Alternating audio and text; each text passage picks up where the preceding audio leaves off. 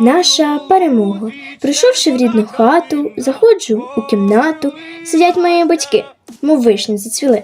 Спитала я, щось трапилось, поглянувши на них. Нарешті все скінчилося, почула я від них.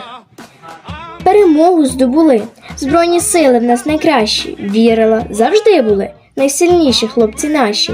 Не зламав той окупант мою неньку Україну. Дякуємо нашим ЗСУ за перемогу та рідну хатину.